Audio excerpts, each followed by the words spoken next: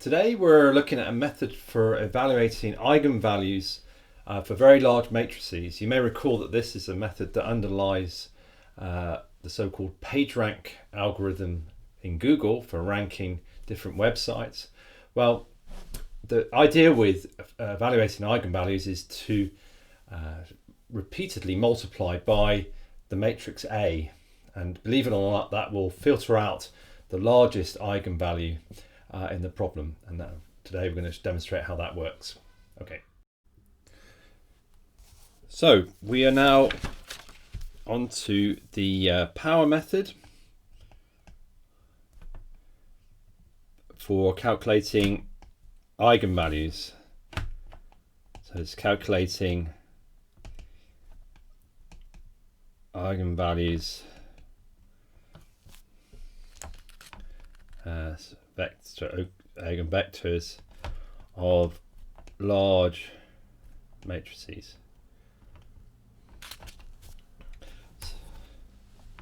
Our matrix here is A. And in a similar way to the spectral method, we're going to now split a vector, any vector x, into the eigenvalues of A, eigenvectors of A.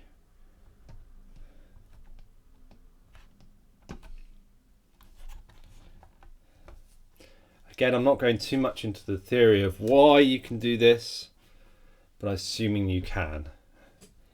In fact, the easiest, if you're interested, the easiest case for this splitting up into eigenvectors is when A is symmetric, i.e.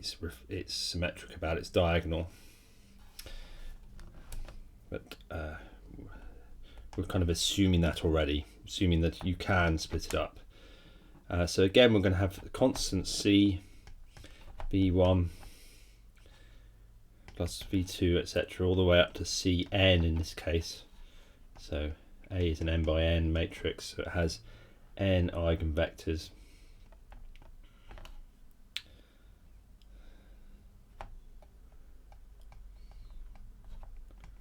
So C1, C2 are constants.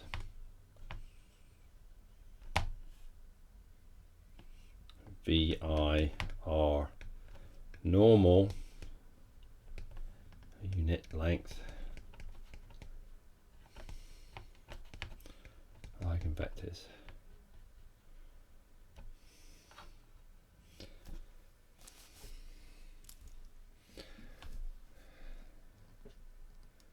We've done one more thing than we did last time, is we're going to order the sequence in terms of absolute values of eigenvalue. So we're going to assume that the first entry in that sequence has the largest absolute eigenvalue, the second one has the second largest, all the way down to the last one. Okay, so it's an ordered sequence of terms in terms of eigenvalue. So, as I say, doing direct evaluation of eigenvalues on a huge matrix is going to be impossible, or you're going to be there for a very long time. So what we want is something iterative, and we want something that actually involves multiplying matrices, because that's actually computationally the easiest thing to do. And we want to get to the solution. Recall with the Jacobi method, we were taking a big matrix inversion problem, and we were changing it so that we just repeatedly multiplied by this B matrix. So a lot of these iterative matrix methods evolve around doing the easier thing, which is multiplying through by the matrix and then making the method iterate to the solution. Okay, so we multiply, now we're going to multiply that broken down vector x by A. So we're going to do a of x equals c1a of v1 plus, I'm just going to put the first term in from now on and the last term because we know it just repeats, a of v of n. Okay, so we're just multiplying through by a. Of course, these are eigenvectors, so we know that a vi equals lambda I vi by definition. So that implies that a of x equals c1 lambda 1 v1 plus cn lambda n v n. Okay.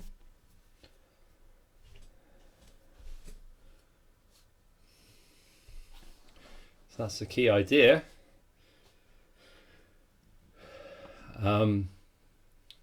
Now we just apply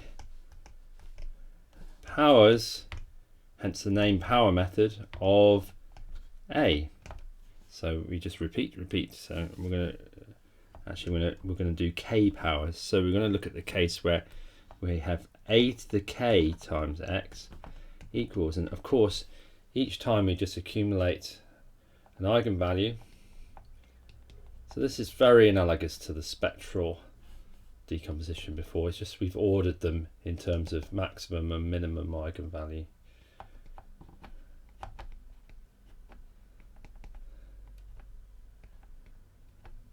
Okay.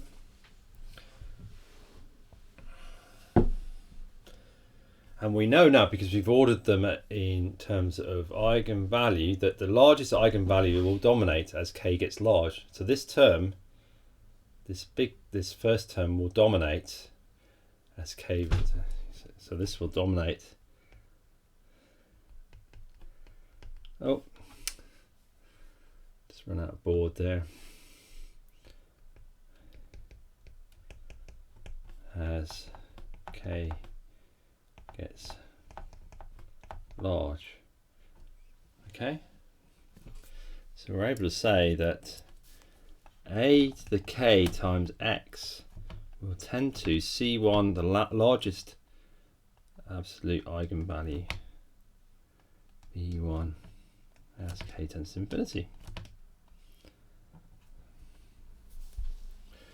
So that's the principle. That's the reason why applying powers of A will give you the largest eigenvalue. So often with a big matrix problem, you're not necessarily interested in all the eigenvalues, but you might just be interested in the first few, or certainly the largest one.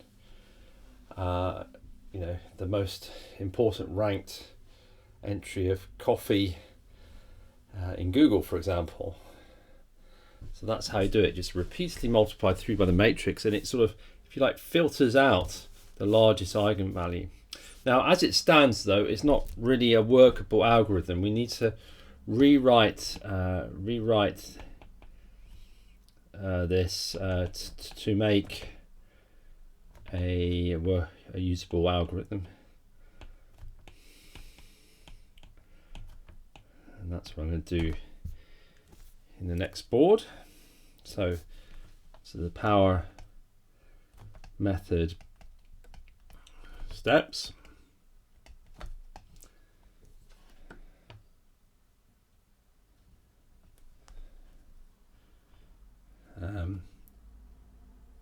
First we define an iterative form of eigenvector equation. So we're going to have A, so our step is x at the k minus 1 equals m of k x of k. So k is our step. We're not using n anymore, so k is a step of iteration. and it's useful to write R. So this looks like the eigenvector equation, because you have a vector, sorry, a matrix multiplied by the vector at any point equals something m k times the vector at the next step. Of course, it's not the actual eigenvector equation, because m is iterating towards the eigenvalue. So what we anticipate is that m will form the maximum eigenvalue that we're interested in. So what we're going to see is, we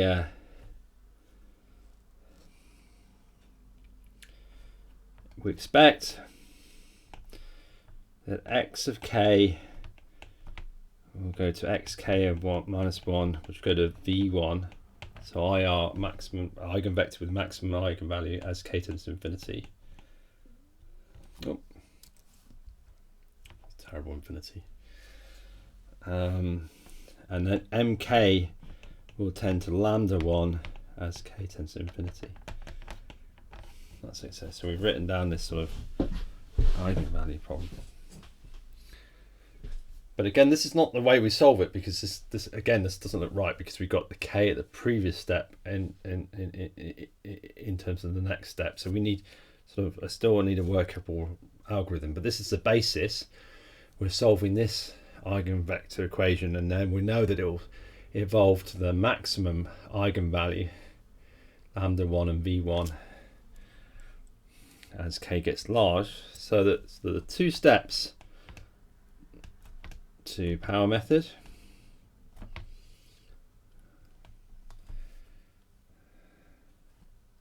First is matrix multiplication.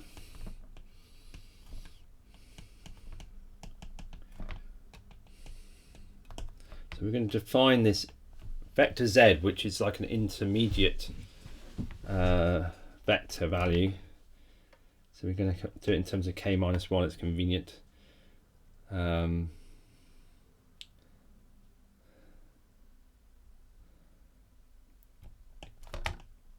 Equals a x k minus 1. So that's something we can do. We can just get any vector and keep on multiplying it by a, and we'll get z. Then we do what's called we evaluate mk, which is the maximum of zk.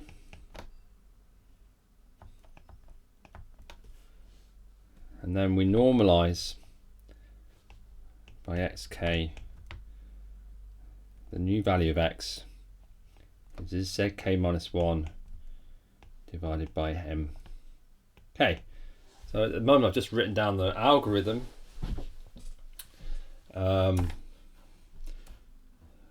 The main observation is if we substitute the expression for xk minus 1, if we substitute for zk minus 1 between the two, we recover our original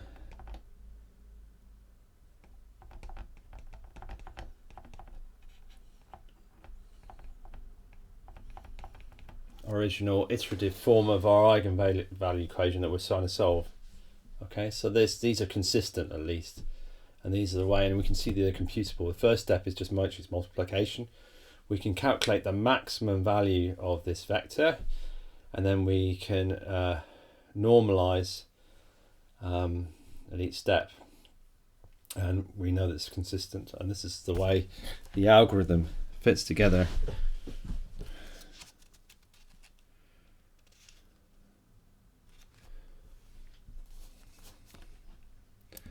And where are we for time? So I've got time to do a little bit of MATLAB for a change. I'm a little bored last few lectures. So we're going to do a little MATLAB example here.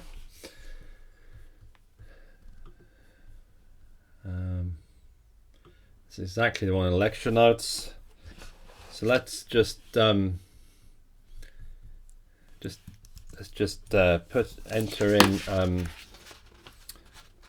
a matrix. So we want to find the maximum eigenvalues.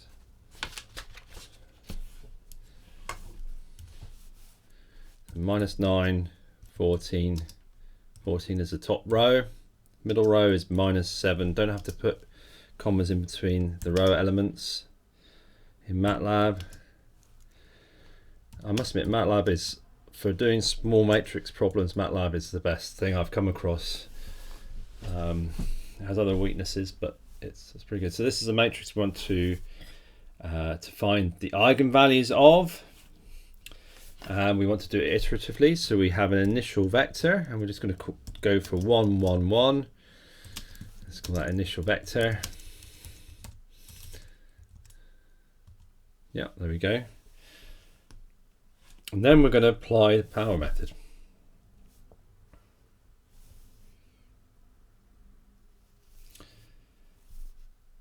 So I'm going to actually put the power method in a single line, and then we'll see how it works. So we're going to do a times x. So we're going to do the multiplication.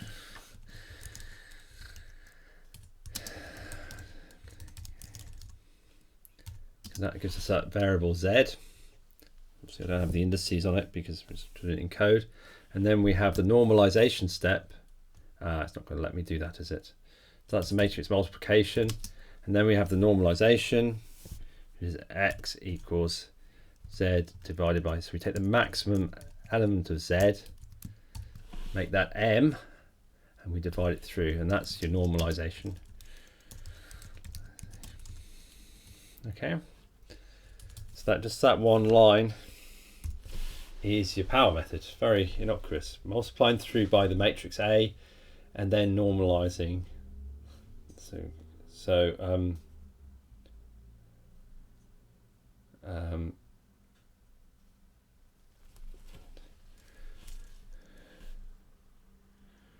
So that's just one application of it.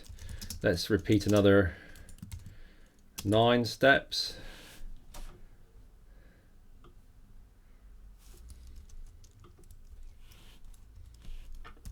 Put it in a loop. And what have we got now? We should have something different from x initially.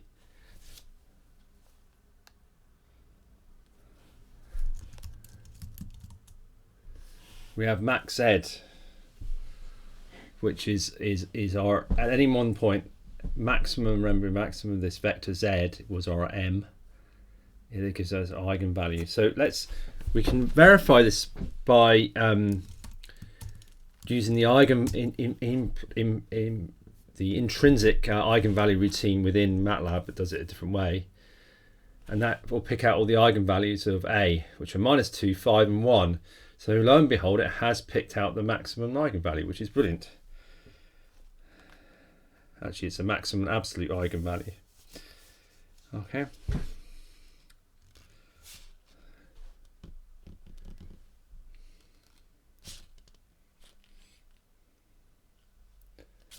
And it turns out you can also use this to find the smallest eigenvalue, because if you use the fact that the inverse has eigenvalues that are 1 over lambda, you can actually work with the inverse to find the smallest eigenvalue. So in this problem, we know the smallest eigenvalue is 1. Let's see if the power method finds that. So we start with initial vector 1, 1, 1. I'm just going to do 10 steps here. Right, that was our power method before. Now I'm going to change A to the inverse of A.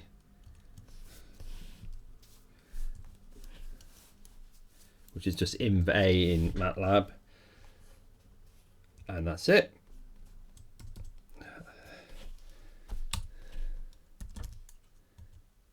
Let's see what max z is.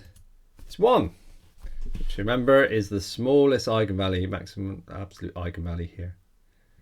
So the power method, subtlety. It picks out the maximum absolute eigenvalue and the smallest absolute eigenvalue.